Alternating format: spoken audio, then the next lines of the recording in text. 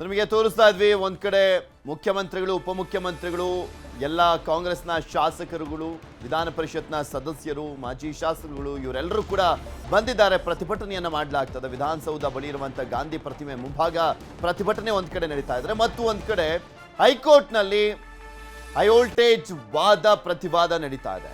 ಮೊನ್ನೆ 2 ದಿನಗಳ ಕಾಲ ಅಭಿಷೇಕ್ ಮನು ಸಿಂಘ್ವಿ ಅವರು ಸಿದ್ದರಾಮಯ್ಯ ಅವರ ಪರವಾಗಿ ವಾದವನ್ನ ಮಂಡಿಸಿದ್ರು. ಇವತ್ತು ರಾಜ್ಯಪಾಲರ ವಿಶೇಷ ಕಾರ್ಯದರ್ಶಿಯ ಪರವಾಗಿ ಕೇಂದ್ರ ಸರ್ಕಾರದ ಸಾಲಿಸಿಟರ್ ಜನರಲ್ ಆಗಿರುವಂತ ತುಷಾರ್ ಮೆಹ್ತಾ ಅವರು ವಾದವನ್ನ ಮಂಡನೆ ಮಾಡ್ತಾ ಇದ್ದಾರೆ. ಇವರು ಗವರ್ನರ್ ಪರವಾಗಿ ವಾದವನ್ನ ಮಂಡನೆ ಮಾಡ್ತಾರೆ. ಅದಾದ್ಮೇಲೆ ದೂರದಾರರ ಪರವಾಗಿ ಅಂದ್ರೆ ಪ್ರದೀಪ್ ಕುಮಾರ್ ಅವರ ಪರವಾಗಿ ಪ್ರಭುಲಿಂಗ ನಾವದಗಿ ಅವರು ವಾದವನ್ನ ಮಂಡಿಸ್ತಾರೆ.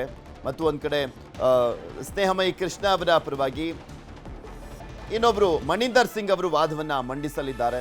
ಅದರ ಜೊತೆಗೆ ಟಿ.ಜೆ. ಅಬ್ರಹಾಂ ಅವರ ಪರವಾಗಿ ರಂಗನಾಥ್ ರೆಡ್ಡಿ ಅವರು ವಾದವನ್ನ ಮಂಡಿಸ್ತಾರೆ. ಸೊ ಇವತ್ತು ಸಿದ್ದರಾಮಯ್ಯನವರ ವಿರುದ್ಧ ಅಂದ್ರೆ ಸರ್ಕಾರದ ಪರವಾಗಿ ಅರ್ಜಿದಾರರ ಪರವಾಗಿ 4 ಜನ ವಾದವನ್ನ ಮಂಡನೆ ಮಾಡಲಿದ್ದಾರೆ. ತುಷಾರ್ ಮೆಹ್ತಾ ಅವರ ವಾದ ಮಂಡನೆ ಆರಂಭವಾಗಿದೆ. ಮೊನ್ನೆಯೆಲ್ಲ ಅಭಿಷೇಕ್ ಮನು ಸಿಂಘ್ವಿ ಅವರು ಪ್ರಬಲವಾದಂಥ ವಿಚಾರಗಳನ್ನ ಪಾಯಿಂಟ್ಗಳನ್ನ ಮುಂದಿಟ್ಕೊಂಡು ವಾದವನ್ನ ಮಂಡಿಸಿದ್ರು. 17A ಕೊಡ್ಲಿಕ್ಕೆ ಬರೋದಿಲ್ಲ, ಇನ್ನು BNS 218 ಇದನ್ನು ಕೂಡ ಮೆನ್ಷನ್ ಮಾಡ್ಲಿಕ್ಕೆ ಬರೋದಿಲ್ಲ. ಅದು 2 ಸೆಕ್ಷನ್ಗಳ ಆಧಾರದಲ್ಲಿ ತನಿಖೆಗೆ ಕೊಟ್ಟಿರುವಂಥದ್ದೇ ತಪ್ಪು ಅನ್ನುವಂಥದ್ರ ಬಗ್ಗೆ ಅವರು ವಾದವನ್ನ ಮಾಡ್ತಾ ಇದ್ರು. ಇವತ್ತು ಮತ್ತೊಬ್ಬರು ರಾಜ್ಯಪಾಲರ ಪರವಾಗಿ ವಾದವನ್ನ ಮಂಡನೆ ಮಾಡಲಿರುವಂಥ ತುಷಾರ್ ಮೆಹ್ತಾ ಅವರು ಯಾವ ರೀತಿಯಾಗಿ ಅದೆಲ್ಲವನ್ನೂ ಕೂಡ ಸಮರ್ಥನೆ ಮಾಡ್ಕೊಳ್ತಾರೆ ಅನ್ನುವಂಥದ್ದನ್ನ ಕಾದು ನೋಡಬೇಕಾಗಿದೆ. ತುಷಾರ್ ಮೆಹ್ತಾ ಅವರು ಈಗ ಆಲ್ರೆಡಿ ವಾದವನ್ನ ಮಂಡನೆ ಮಾಡಲಿಕ್ಕೆ ಶುರು ಮಾಡಿದ್ದಾರೆ. ರಾಜ್ಯಪಾಲರ ಪರವಾಗಿ ವಾದವನ್ನ ಮಂಡಿಸ್ತಾರೆ. ಮೆಹ್ತಾ ಗವರ್ನರ್ ಕ್ರಮ ಕಾನೂನುಬದ್ಧವಾಗಿದೆ ಅಂತ ವಾದವನ್ನ ಮಾಡ್ತಾ ಇದ್ದಾರೆ. ರಾಜಭವನ ದುರ್ಬಳಕೆ ಆಗಿಲ್ಲ, BNS ಆಕ್ಟ್ ಇದರಡಿ ಬರಲ್ಲ ಅಂತ ರವಿ ವರ್ಮಾ ಅವರು ಹೇಳ್ತಾ ಇದ್ದಾರೆ. ಇನ್ನು ಹೊಸ ಕಾನೂನು ಭಾರತೀಯ ನ್ಯಾಯ ಸಂಹಿತೆ ಇದರ ಅಡಿಯಲ್ಲಿ ಬರೋದೇ ಇಲ್ಲ ಅಂತ ರವಿಕುಮಾರ್ ವರ್ಮಾ ಅವರು ಹೇಳಿದ್ರು. ಅವರು ಸಿದ್ದರಾಮಯ್ಯನವರ ಪರವಾಗಿ ವಾದವನ್ನು ಮಾಡ್ತಾ ಇರುವಂಥವ್ರು. ಈ ಸಂದರ್ಭದಲ್ಲಿ ಮೆಹ್ತಾ ಅವರು ಕೂಡ ವಾದವನ್ನ ಮಾಡ್ತಾ ರಾಜಭವನ ದುರ್ಬಳಕೆ ಆಗಿಲ್ಲ ಅಂತ ಹೇಳ್ತಾ ಇದ್ದಾರೆ. ಬಿಕಾಸ್ ಅಭಿಷೇಕ್ ಮನು ಸಿಂಘ್ವಿ ಅವರು ವಾದವನ್ನ ಮಾಡಿದ್ರು. ಹಿಂದೆ ವಾದವನ್ನ ಮಾಡುವಂತ ಸಂದರ್ಭದಲ್ಲಿ ರಾಜಭವನವನ್ನ ದುರ್ಬಳಕೆ ಮಾಡಿಕೊಳ್ಳಲಾಗಿದೆ. ರಾಜ್ಯಪಾಲರು ತಮ್ಮ ವಿವೇಚನೆಯನ್ನ ಬಿಟ್ಟು ವಿವೇಚನಾ ರಹಿತವಾಗಿ ಈ ರೀತಿಯಾಗಿ ಓಕೆ ಅಂತ ಹೇಳಿದ್ದಾರೆ ಅಂತೆಲ್ಲ ಹೇಳಿದ್ದಂಥ ಹಿನ್ನೆಲೆಯಲ್ಲಿ ಅದನ್ನು ಸಮರ್ಥನೆ ಮಾಡ್ಕೊಳ್ತಾ ಇದ್ದಾರೆ. ತುಷಾರ್ ಮೆಹ್ತಾ ರವಿವರ್ಮ ಕುಮಾರ್ ಅವರು ಕೂಡ ವಾದವನ್ನು ಮಾಡ್ತಾ ಇದ್ದಾರೆ. ಈ ಸಂದರ್ಭದಲ್ಲಿ ರಾಜ್ಯಪಾಲರು ಆರ್ಟಿಕಲ್ 20 ಪರವಾಗಿ ಉಲ್ಲೇಖ ಮಾಡಿಲ್ಲ ಅಂತ ಹೇಳ್ತಾ ಇದ್ದಾರೆ. ಸಾಲಿಸಿಟರ್ ಜನರಲ್ ತುಷಾರ್ ಮೆಹ್ತಾ ಅವರು ಕೂಡ ವಾದವನ್ನು ಮಾಡ್ತಾ ಇರುವಂಥದ್ದು. ವಾದ ಪ್ರತಿವಾದ 2 ಕೂಡ ಈಗ ಆರಂಭದಲ್ಲೇ ಆಗ್ತಾ ಇರುವಂಥದ್ದು. ಕೇಸ್ ದಾಖಲಾದ ಮೇಲೆ ಹೊಸ ಕಾನೂನು ಬಂದಿರುವಂಥದ್ದು. ಅಂದ್ರೆ ಇಲ್ಲಿ ರಾಜ್ಯಪಾಲರು BNS 218 ಸೆಕ್ಷನ್ ಉಲ್ಲೇಖ ಮಾಡಿದಾರಲ್ಲ, ಭಾರತೀಯ ನ್ಯಾಯ ಸಂಹಿತೆ 218 ಉಲ್ಲೇಖ ಮಾಡಿರುವಂಥದ್ದನ್ನ ರವಿವರ್ಮ ಕುಮಾರ್ ಅವರು ಆಕ್ಷೇಪ ವ್ಯಕ್ತಪಡಿಸ್ತಾ ಇದ್ದಾರೆ. ಆ ಆರ್ಟಿಕಲ್ ಬಗ್ಗೆ ಆಕ್ಷೇಪವನ್ನ ವ್ಯಕ್ತಪಡಿಸ್ತಾ ಇರುವಂಥದ್ದು. ರಾಜ್ಯಪಾಲರು ಪ್ರಿವೆನ್ಷನ್ ಆಫ್ ಕರಪ್ಷನ್ 17A ಅಡಿಯಲ್ಲೂ ಕೂಡ ತನಿಖೆಗೆ ಅನುಮತಿಯನ್ನ ಕೊಡಲಾಗಿತ್ತಲ್ಲ, ಅದು ತಪ್ಪು ಅಂತ ಅಭಿಷೇಕ್ ಮನು ಸಿಂಘ್ವಿ ಅವರು ವಾದವನ್ನು ಮಾಡಿದ್ರು. ಅದನ್ನ ಸಮರ್ಥನೆ ಮಾಡ್ಕೊಳ್ತಿದ್ದಾರೆ ತುಷಾರ್ ಮೆಹ್ತಾ ಅವರು. ರಾಜ್ಯಪಾಲರು ಕರ್ತವ್ಯದಂತೆ 17A ಅನ್ನ ಉಲ್ಲೇಖ ಮಾಡಿದ್ದಾರೆ ಅಂತ ಹೇಳ್ತಾ ಇದ್ದಾರೆ.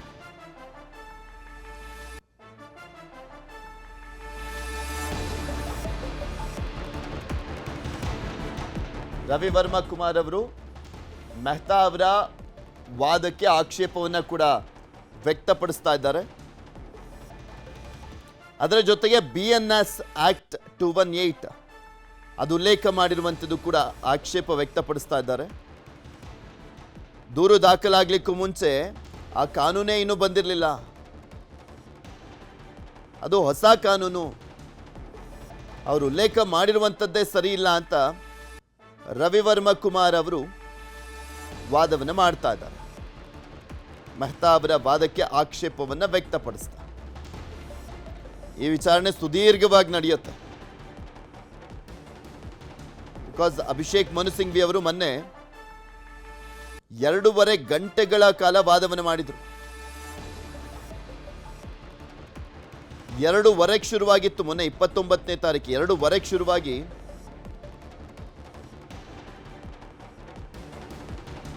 4:15ವರೆಗೂ ಕೂಡ ನಡೆದಿತ್ತು. ಸುಮಾರು 1.5 ಗಂಟೆಗಳ ಕಾಲ ವಾದವನ್ನ ಮಾಡಿದರು.